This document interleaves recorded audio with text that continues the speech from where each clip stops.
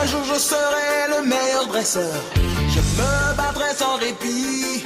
Alors le monde s'est arrêté pendant un peu plus de 10 minutes quand même, et c'est parce que c'était l'épisode où on dit que Sacha devient le dresseur le plus fort au monde.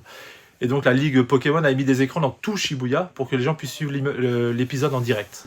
Sacha, le légendaire dresseur de la saga Pokémon, a atteint son rêve. Alors forcément, les fans et tous ceux qui ont connu, aimé et qui aiment toujours ce dessin animé sont touchés. On a tendu notre micro dans les rues de la ville. Tu trouves que c'est mérité selon toi ? Bah c'est mérité parce qu'on est quand même à 25 ans de Pokémon, 1221 épisodes si mes souvenirs sont bons. Bah franchement, félicitations à lui. Après tant d'années, il le mérite, je pense.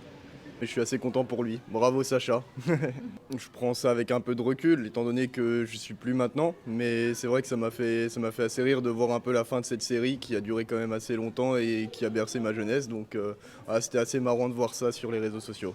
Je sais pas s'il mérite vraiment d'être meilleur dresseur, mais en même temps il a persévéré. Ça fait rêver, ça fait encore rêver maintenant que j'ai 22 ans. Pokémon, ça fera toujours partie de notre enfance et on espère qu'on verra encore des jeux Pokémon dans le futur, quoi. Il a donné le meilleur de soi-même, quoi. Et c'est ce qu'il faut faire. On a vécu avec Sacha quasiment toute notre vie. Je viens d'être majeur, j'ai toujours connu Sacha depuis tout petit. Le fait qu'il atteigne son objectif, c'est énorme.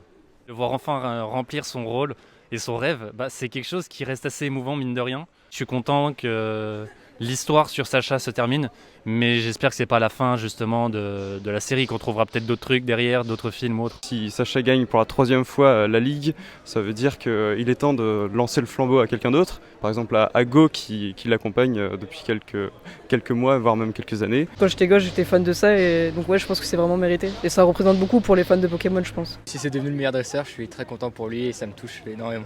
Il est quand même très sympathique avec ses Pokémon, on voit ça, il continue, il va toujours de l'avant, il se relève et il aide les autres, même ceux qui sont en difficulté, donc c'est ça qui est le plus important, je pense. Oui, il a grandi avec nous, il a grandi avec plusieurs générations aussi, il a toujours su se renouveler, passer des étapes en fait, c'est comme un héros quoi. Enfin, c'est un héros en fait. On y apprend vraiment des bases même de la vie, c'est-à-dire qu'aujourd'hui il est parti avec pas grand-chose, un petit sac à dos et son Pokédex, il a fait le tour du monde et c'est ça, c'est un petit peu l'objectif de nous montrer qu'avec pas grand-chose on peut arriver très loin et en rencontrant des gens sur son passage. Ouais, je pense qu'il y a vraiment une personnalité dans les Pokémon qui a attiré beaucoup de monde et puis c'était international donc les gens se sont vraiment retrouvés autour de ce jeu.